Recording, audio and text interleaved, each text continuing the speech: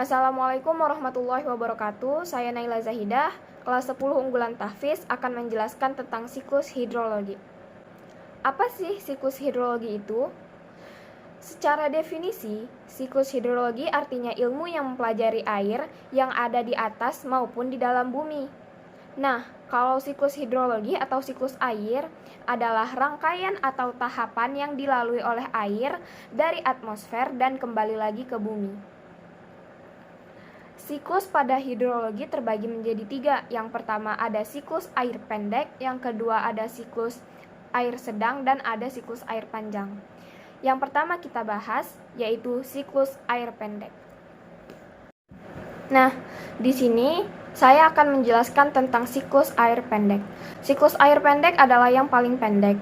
Jadi di dalam siklus ini, air laut mengalami evaporasi atau penguapan. Evaporasi ini adalah proses menguapnya air laut, danau, sungai, atau permukaan air lain yang ada di bumi.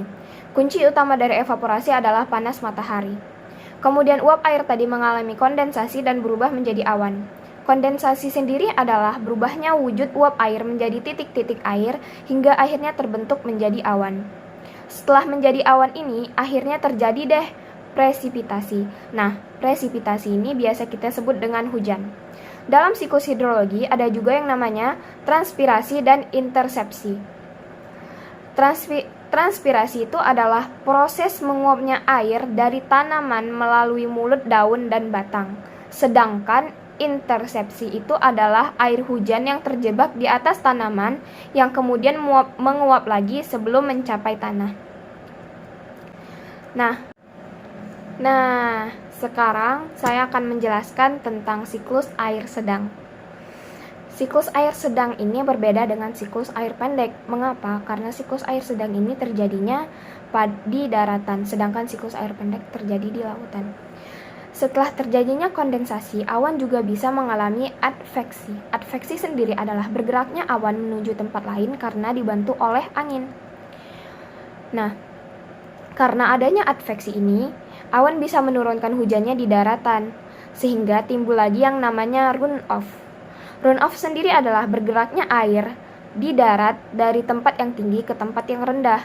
Air yang bergerak ini nantinya akan mengalir kembali ke laut, guys, sehingga bisa kembali mengulangi siklusnya. Nah, air yang jatuh di darat gak selalu menjadi runoff, tapi bisa juga mengalami infiltrasi. Infiltrasi sendiri adalah meresapnya air ke dalam pori-pori tanah.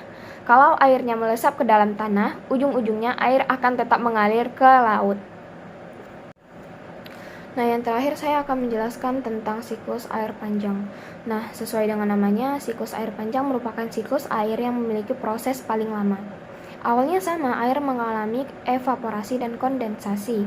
Tetapi kali ini hujannya bukan hujan air biasa, merupakan hujan es.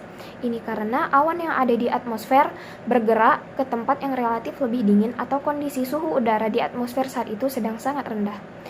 Nanti setelah musim semi baru deh salju atau esnya mencair, mengalir di permukaan bumi dan akhirnya sampai ke laut untuk mengulang kembali siklusnya. Karena prosesnya yang panjang, dinamakanlah proses air siklus panjang. Nah, pada proses ini kita juga menjumpai proses sublimasi. Sublimasi sendiri adalah proses berubahnya wujud padat menjadi gas. Dalam hal ini adalah es yang menguap kembali menjadi uap air. Jadi uap air yang ada di atmosfer bukan cuma air saja, bisa juga dari air yang versi padatnya, yaitu es. Nah, sekian penjelasan dari saya. Assalamualaikum warahmatullahi wabarakatuh.